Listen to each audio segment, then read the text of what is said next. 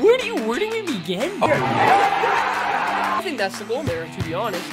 That hockey was phenomenal. Oh, we're sponsored by, well, a man can dream. A man can dream, Wow, but we're moving on to the second round against the Battle of Alberta. Let's go! Hey, Bruce, there it is. Bruce, there it was. St. Louis decided to just blow up completely in the trade deadline. I wish it wasn't Adam Fox.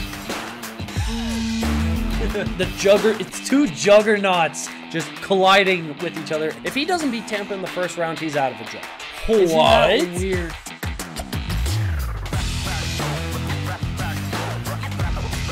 Boom, ladies and gentlemen, welcome back to the Puck and Stuff podcast. Today we're in 4D Vision because we got a lot to talk about. How are y'all doing today? I'm here with my boy B-Dog. How you doing, good sir? Well, I'm doing great over here on this side, and sadly for hockey fans and football fans, we are in the saddest 2 months of all of the year where it's slow sports and all we get to watch is baseball and golf. But other than that, I think I'm doing pretty good on this side. Free agency has slowed down to a slamming halt, but we still have some stuff to talk about before we continue on. So T-Dog, let's start us off here. Start us off. Okay. Well, I should mention before we get into this, some trades here and some free agencies. This episode is sponsored by, well, a man can dream.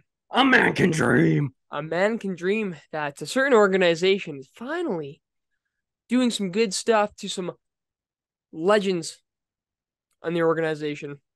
Hallelujah. Thank you very much. We'll get into it later, but I think you know what we're talking about if you've been following along in the NHL spectrum there in the past few weeks. Anyways, let's get right into it.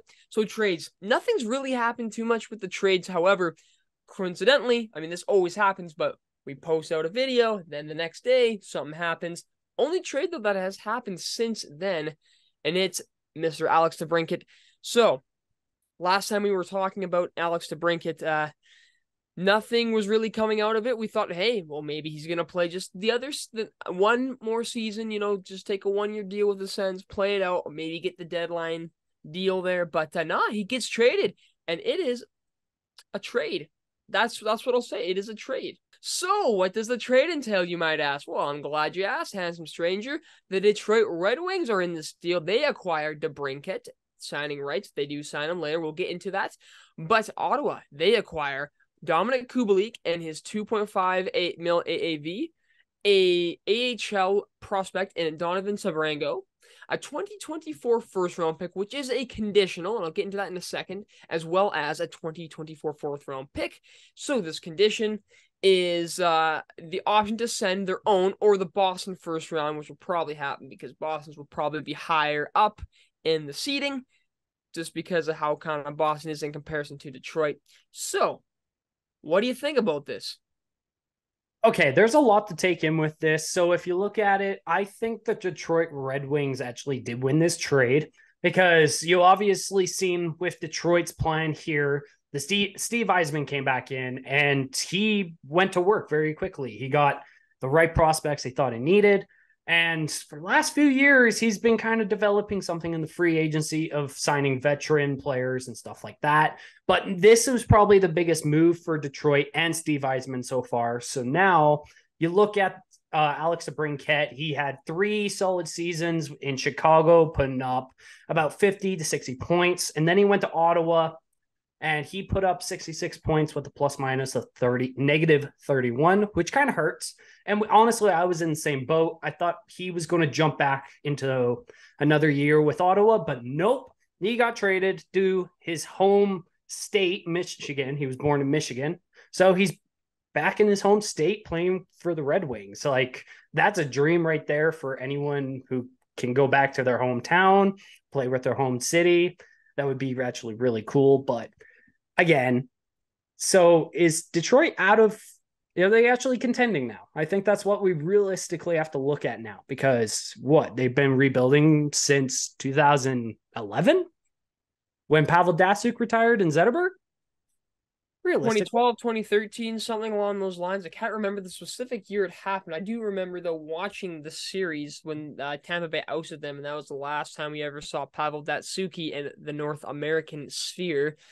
Well, yeah, this trade, It's a good trade, man. I mean, I don't think Ottawa got completely screwed over. Detroit had the leverage. You get a first round out of it, and that's what you want. Kubalik's not a terrible depth player in that sense. However, you're right. Whoever gets the better player in this trade is going to win it, and it's going to be Detroit. You're getting a right winger, man. And I mean, if you think about it in a certain spectrum, is he taking over for the spot that Bertuzzi left open? That's a pretty good replacement, I'd say. It might be even better. Look at the goal scoring ability. I don't think he's even close to reaching his potential. The most goals he scored, 41, correct?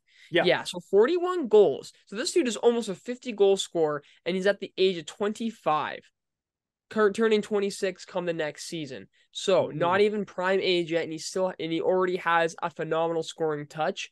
So we probably haven't even seen the complete best of him. I think him lining up with like Dylan Larkin might be a disgusting duo. So that'll be fun to watch. Very much so. The way that Detroit's team more on the offensive side is set up, he could score the 50 goals this season, right? And if Detroit wants to make that splash and the eyes are planned to go into the playoffs, you're gonna have to have him score the 40 to 50 goal mark. That's what I think. But I think it's a great trade. And then signing. Okay, so it's a 4-year deal, this signing, and it's worth $7.875 million per year. I mean, for 40 to 50 goals, maybe, or probably guaranteed 30 goals per year, that 7.8 million is looking solid, especially with the cap increase coming next season. You can't complain about this if you're a Red Wings fan. I really don't think so.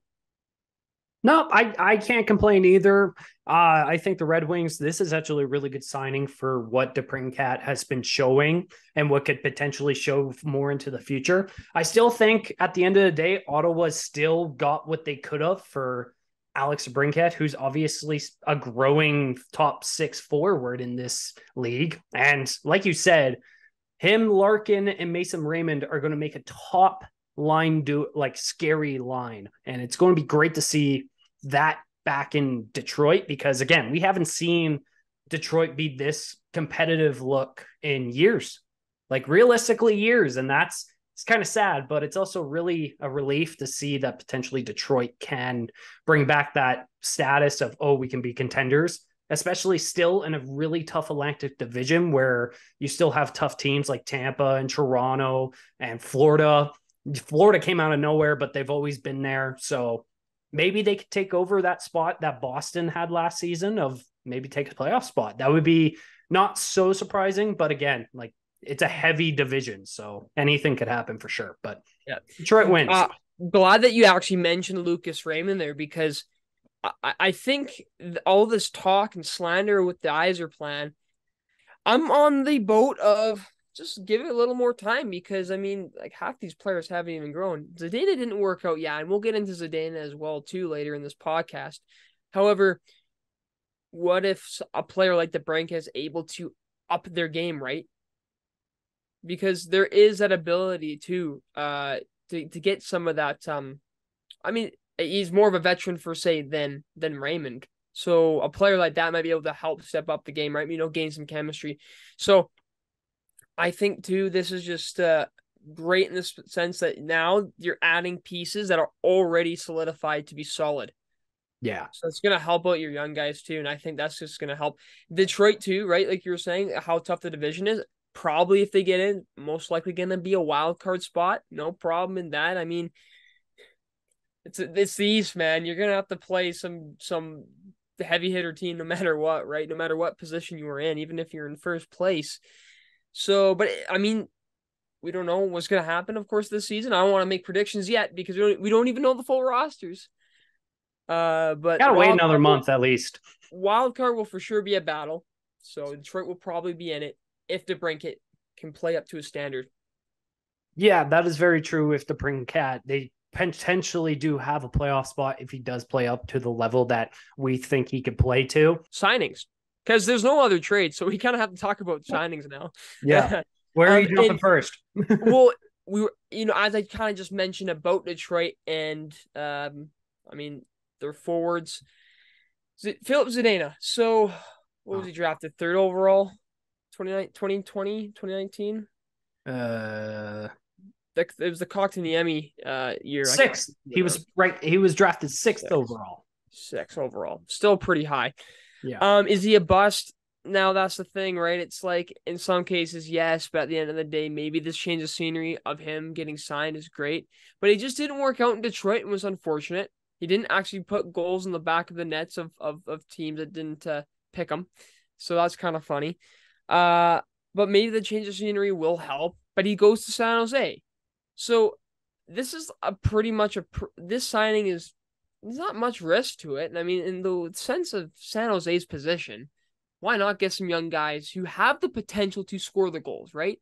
Then develop him to score the goals, and he'll get more playing time and he'll get more of an opportunity in San Jose. So that might help him.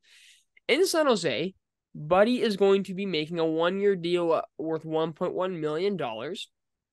You know, little less because California got the state tax and all that fun stuff. But I think this is a decent signing for San Jose. A lot of teams, or a lot of fans, I should say, maybe not teams, but a lot of fans of teams really wanted them to take a shot. I, for one, wouldn't have hated if Conroy maybe took a shot at him. 1.1 mil, you can't go wrong with that. Not much risk. I know people really wanted to see Washington pull up on him because seems like Washington does have a decent track record with, getting a few younger guys and coming in and showing the skill that they possess. But yeah, San Jose gets him. What do you think about that?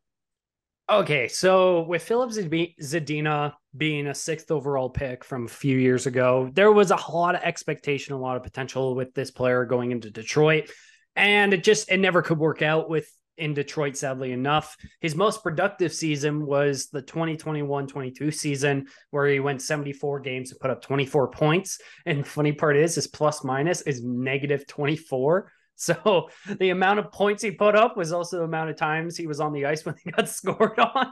So I got to say that's pretty funny. But I think the pressure in Detroit just got to him a little bit. Maybe I don't know if it'll be much different in San Jose because maybe if you put this guy in a winning situation, maybe his production will actually grow a lot more. But the change from Detroit to San Jose is just another rebuilding thing. And sure, you could get a little bit different here with being in a younger environment and you're in the sun the whole damn time. You're not in Michigan freezing your ass off. But still, I think if you put maybe Philip in a winning situation, it could turn out great for him. And actually the production goes up to from 20 to 40. But I'm predicting maybe the same thing here. So, I mean, it's a prove it year. It's 100% a prove it year. Maybe he'll get 80 games under his belt for once. But I got nothing else to say other than that. So For sure, it's tough to really gauge what he'll do in San Jose. Who does he have? Barabanov and not Meyer, sorry, Hurdle to maybe play with. So it's Logan Declare too, I Couture. guess.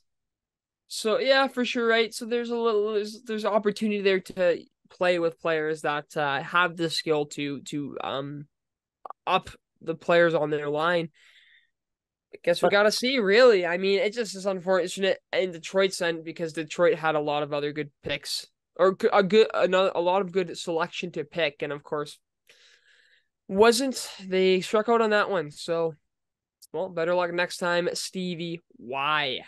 All right, more signings to go through. Keandre Miller did get re-signed with the Rangers.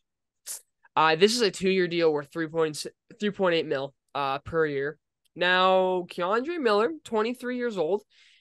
You get him till the 25. It's been a good depth piece to the defense. So you sign him at a decent deal. That's a pretty good salary for what you're gonna get from a good value, I'd say. To me, what I'm gonna honestly say about this is good signing, but now it's New York's turn to start finding. I would say maybe just another right D, something like that. I think that there are there are holes in the game, and I think you're gonna have to just start shipping some people out and stuff. So I think this signing to me just is a step process of starting to maybe not shape things around, but I don't know, just get the wheels turning for New York, because they got to do some stuff, right? Sign some players, but then they got to move some players too. One, for cap reasons, but two, um, some things need to be changed if you want to, make it past the first round. Mhm. Well, it's nice to hear that the Rangers are actually trying to keep some of their prospects that they actually went to rebuilding for and actually trying to keep. So that's nice to hear about Miller. Decent contract for a player like this. He does show that lot of potential on the defensive end that I think the Rangers do need, other than just Adam Fox there with Jacob Trouba taking everyone's head off. So this actually looks really good in the long term. And a That's the player who's material. yeah. No, so anyways, with a player like this coming off of a 79 game season, putting up 43 points and actually a plus minus of 12, he's showing that kind of leap of production by 23 points in a season. So that's really good to see at a 23-year-old at an NHL level. So this is actually a really good signing because it's just under $4 million, and you see how the salary is for defensemen nowadays. It's kind of brutal since Seth Jones. Not gonna lie, I think he ruined the market after that contract. And I think this is actually a really good signing for a young prospect underneath $4 million. So I'll give it a thumbs up. Yeah, I think there are like holes in Miller's game, but nothing that a few years can't fix, right? And dude, at this deal, he could develop his game quickly in a year or two, and dude, he might be worth double that. Yeah, that's after the 2 years, right? So yeah, it's a pretty solid signing. Okay, well, let's get into some signings here. Alex Newhook. Okay, there we go. Colorado, a little bit of cap trouble there. What did they got to do? Take a young guy. I mean, he helped their team win the cup, by the way. So true. This is a great deal, by the way, for the Canadiens. But he is going to get his payday and live a little bit of life in Quebec there. He's a Montreal Canadian, Alex Newhook is. 4-year deal worth $2.9 million per year. Wow. Under $3 million. That's crazy. Newhook fitting or being being on a team such as Montreal. This seems like a great fit. Montreal's completely young. It kind of works out. The skill and speed that he has kind of is very Montreal-esque with who they have in their team and who is their main guys. So he'll grow up with Canadiens team, and I could see this being a great depth piece, really. I just think that you're getting him under $3 million is crazy, man. That's actually really good. Yeah, you actually do make a good point with Alex Newhook. Getting paid underneath $3 million for this kind of player, that's a pretty good steal in Montreal's books. But now if you look at Montreal's top six, it's looking very bright future. Like, again, I think Alex Newhook got paid for what he performed in Colorado, was a 30-point per year player. And I think he got paid rightfully so for that kind of number of stats. So maybe next year, in the next few years he has this contract, if he puts up about 50 to 60 by increasing his game more and more, I think he could obviously jump up to a $5 to $6 million player 100%. But again, he got paid for what he performed in Colorado. I'm surprised he didn't get actually more just because of, I want a Stanley Cup. Why didn't I get more? But I mean, kind of a steal for Montreal's case. And like I said, their future for their top six looks very bright right now. With this Newhook contract, when it's done, do you think this could be one of the best value contracts in the league? That's definitely a good point to make with actually Alex Newhook, and is the potential that he actually brings to the table that Montreal's looking for. You could say in the span that with his contract, it could be an absolute steal of a value for such a skilled player like Alex Newhook is. But again, I think time will tell. Either, like I said, he could get that 50 to 60 point mark, and then everyone will be like, oh, this was such a steal of a contract. But again, we're basing this off of the numbers that exist so far. So I think he got rightfully paid for what he did in Colorado. And As soon as you see him put up a 50-point year with Montreal, yeah, I think the tables will turn automatically to thinking this is a steal. So Yeah, for right sure. now, I'm going to say, yeah, I think that is a steal contract for now, for the Yeah, value he's worth. signings like these make me excited for like teams that maybe I don't watch per se, but I just kind of want to follow, especially with the context of the storyline of where their team's at. And to me, I like this just because I don't know, it gets me a little more excited with Montreal. Like I feel like just how young and how much potential there is in that team. It's exciting to see, and especially to an organization like Montreal. Like it's due time for them to get back into the running there, even though they were at the cup there 2 years ago. But okay, so as we keep going on with the free agency train, I want to quickly just go over a few players here. I like the signing. Arizona finally, for once, signing a player that actually is playing hockey and they're not retired. Crazy how it is, eh? Matias Maccelli, 22 years of age, by the way, a left winger, gonna get a one-way deal here, 3 years, worth $3.4 million per season, and 3 mil for the points that he's already putting up. Pretty solid.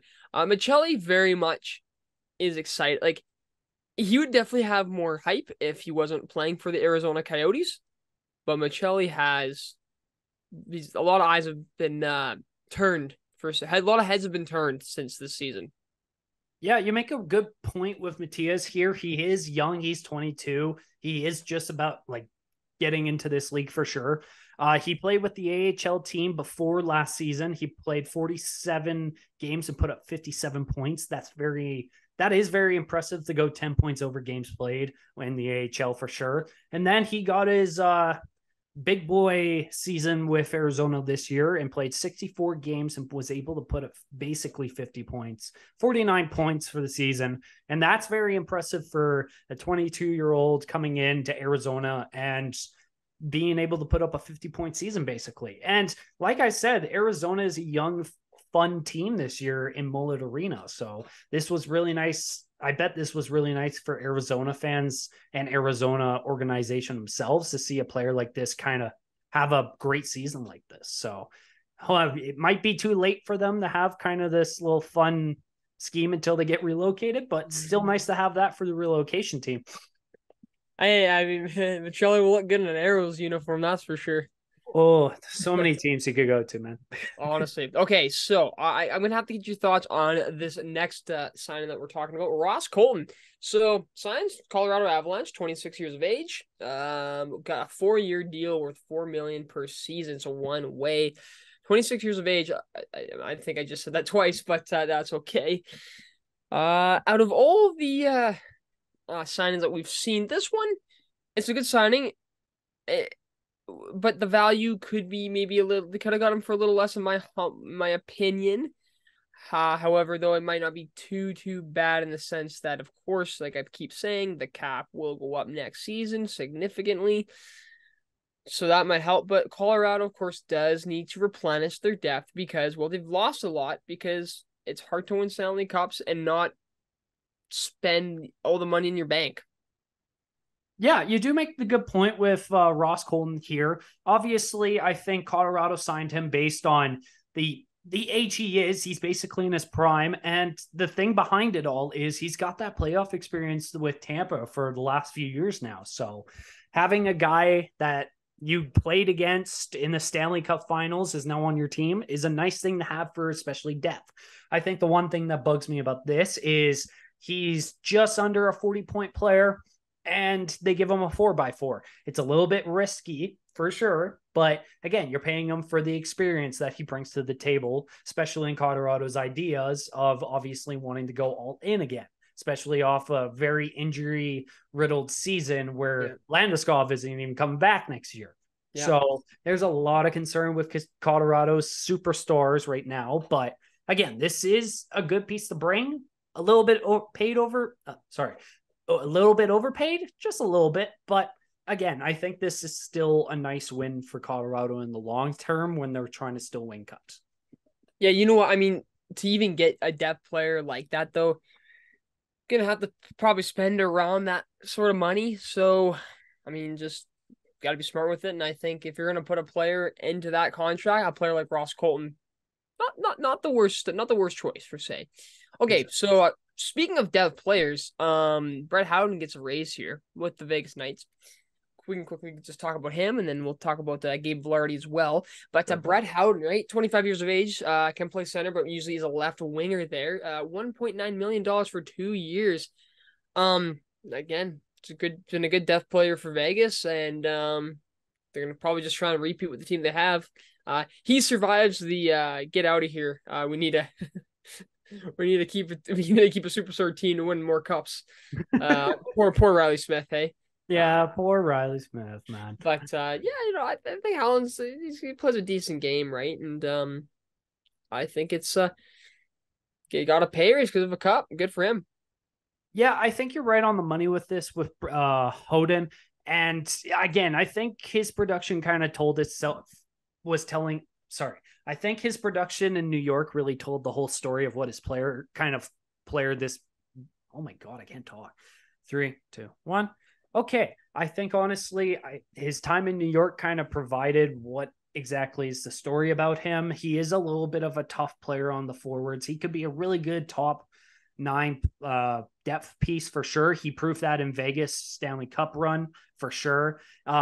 This season he played 54 games and put up 13 points. So again, it wasn't too crazy impressive, but again, a depth piece like this that puts up 10 points in 22 games of the playoffs, it shows a lot. And obviously it showed a lot during the Stanley Cup win in Vegas. So I mean, good signing. He's young. He's still got time to prove even more. So if he goes to a 30-point player per year, that's still a win in my book.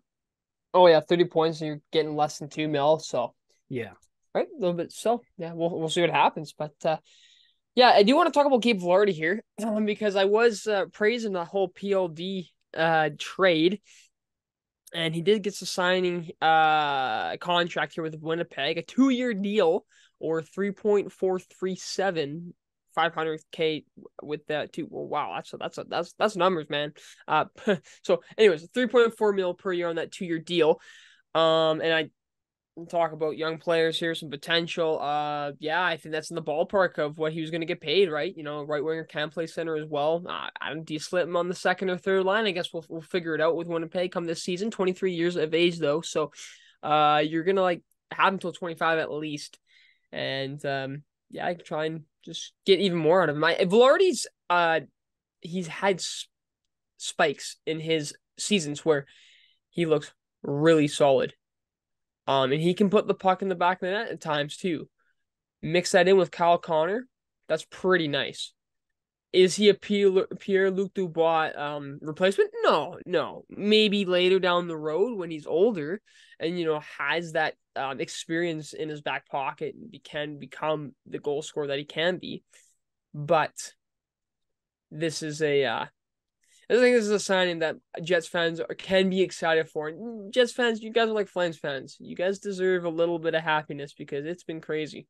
So with Vilardi here, I think honestly this was I didn't like that the Kings gave up as much depth as they did during the Dubois trade. Honestly, I didn't really like it in my opinion. But I think with Gabe here, again, his career high was last season with the Kings, playing 63 games and putting up 41 points. So getting this guy underneath the contract under $4 million is actually a steal as of right now. If he goes up to a 50-point player, I think, again, this is another steal of a contract for the value that doesn't match. So I think this was a complete win for Winnipeg, and it was great that they signed him for 2 years, and then they can reevaluate him and decide what really is the next step in his contract. Because again, he's got 2 solid seasons with Winnipeg to prove before he gets a new deal. So good signing. How many goals did he score this season? I can't remember. 23. 23, that's pretty good. So you're getting upwards of almost 30, right? Pretty much. So he's got the possibility to be a 30-plus goal scorer. And if you're getting 30 goals out of a guy you're paying that type of money, that's pretty solid. So yeah, good job, Winnipeg. Okay, so we're almost done with the free agencies here. 3 more. These actually just happened recently in the past day or two. I'm going to talk about the first one in Seattle, re-signing Vince Dunn. Okay. So Vince Dunn, 26-year-old defenseman, can play both ways there. 4 years worth $7.3 million. So, in my opinion, at first, this contract's like, holy moly, guacamole. I feel like Drake would have said something like that. No, but it was me who said that. A little, I don't know. So, at first, I'm like, and then it's the way his game is. It's actually worth it. This won't look as bad. Again, I'm gonna pull that card again that I keep playing with. When the cap goes up next season, it'll be different. But I'll say it again here. That 7.3 won't look as bad when, not as bad, but it'll look more understandable, more market value when that goes into play. And I think Vince Dunn's an underrated defenseman. He really is. I mean, Seattle doesn't do what they did, go to the second round there and give Dallas a fight if it's not for their defense. Their defense played their system well. And Vince Dunn was a part of that. Like, I don't think he's their best defenseman per se. I still think Adam Larson is like pretty much their best stay at home.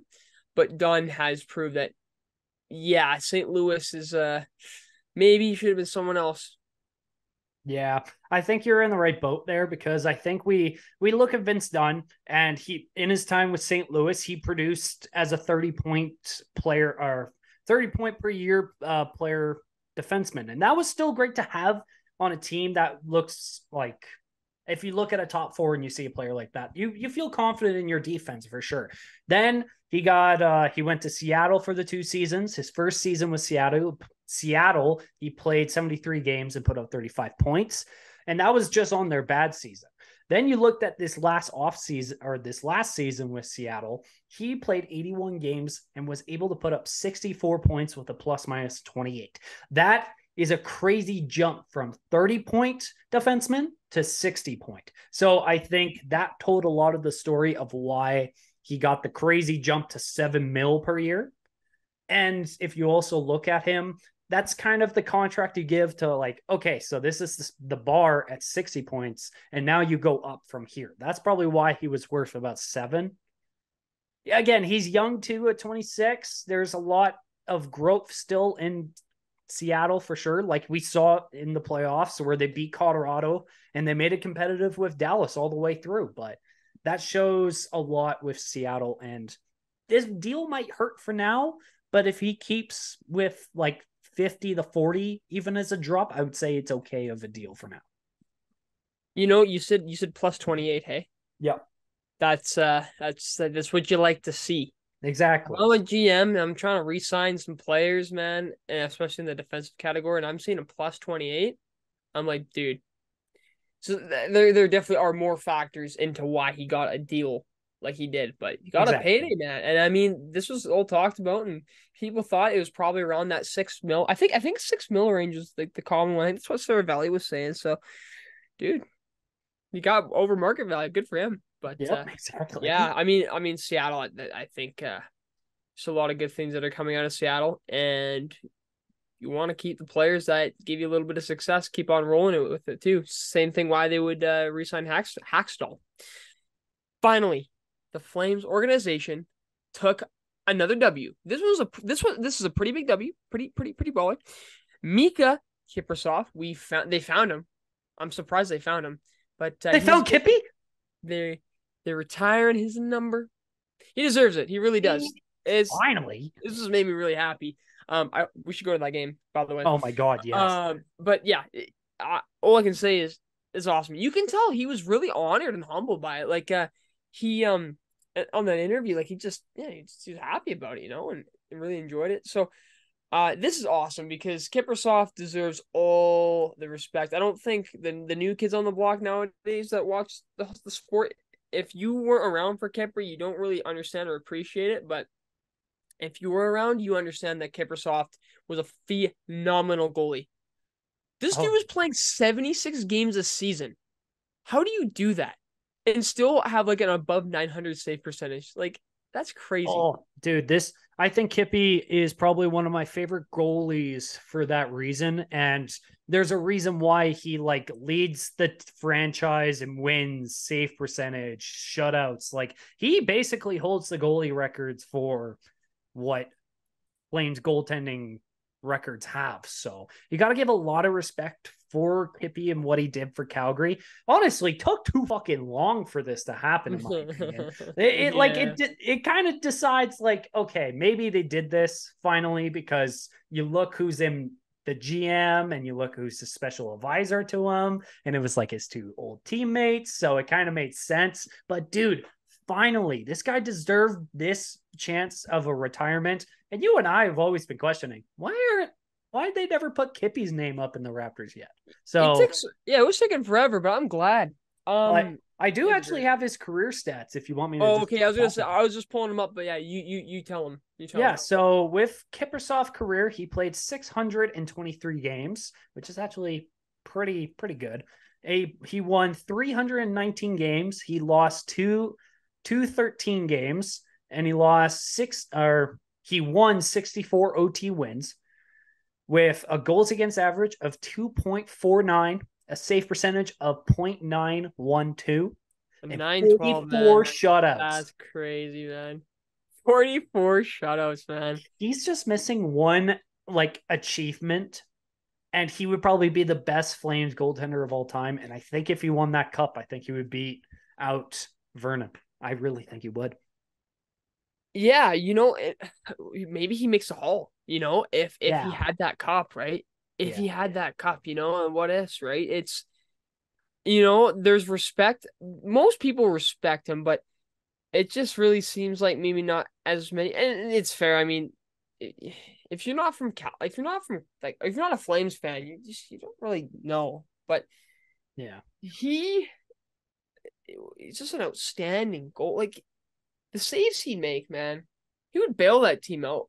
I feel like he was pretty much 85-90% of the reason why they made the playoffs in 09 and 07,